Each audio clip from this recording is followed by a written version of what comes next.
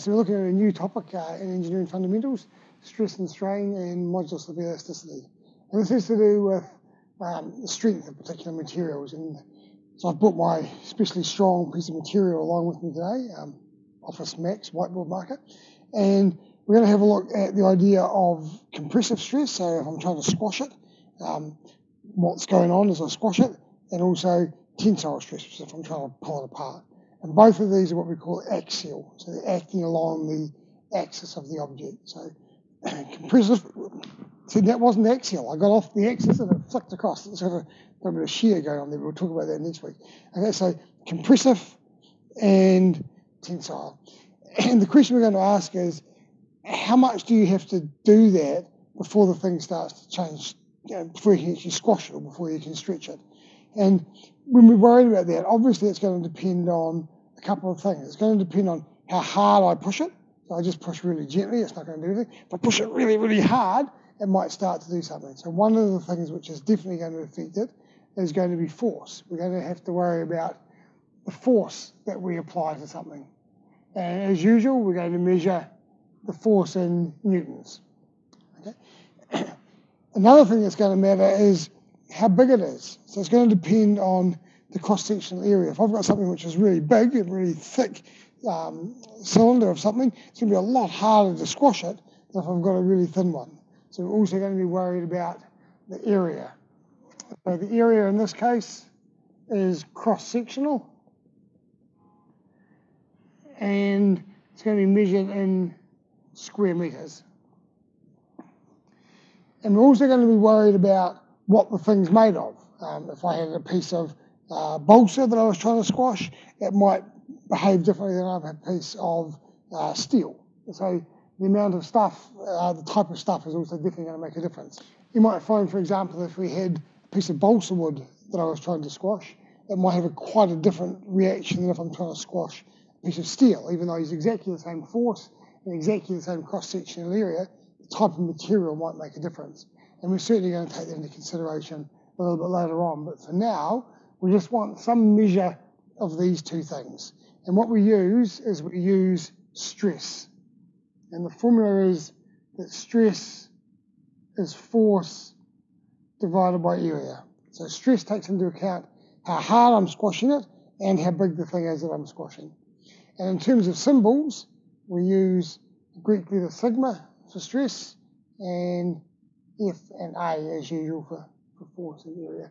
And the unit, well, if you think about it, the unit for this is going to be force is in newtons, area is in square meters, so the unit is going to be newtons per square meter, which is also what we call a pascal.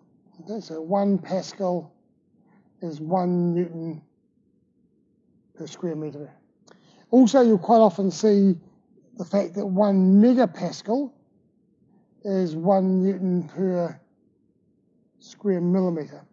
So if we start working in square millimeters, then it's, because milli is 3 places, squared is 6, so this is 6 decimal places, and mega is 6 decimal places there. So if you're going to be measuring diameters in meters, then you're probably going to work out the area in square millimeters, so that relationship is quite good.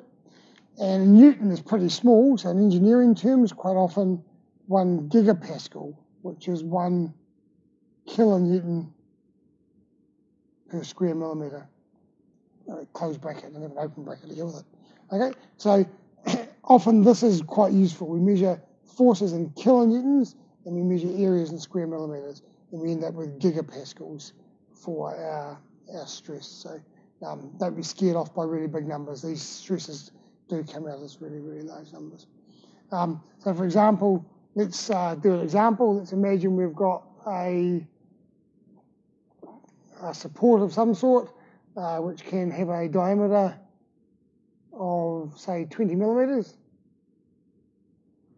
And we're going to put a force on that, so it's sitting on the ground. We're going to put a force down here of 100 kilonewtons.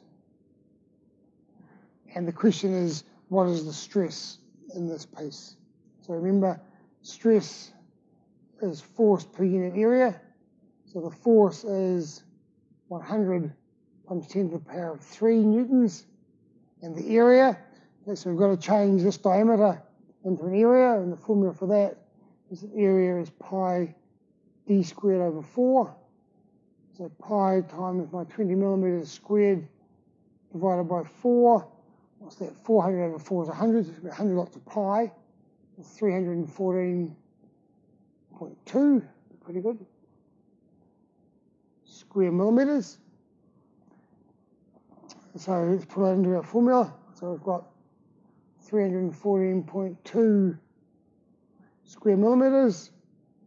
Reach for the calculator.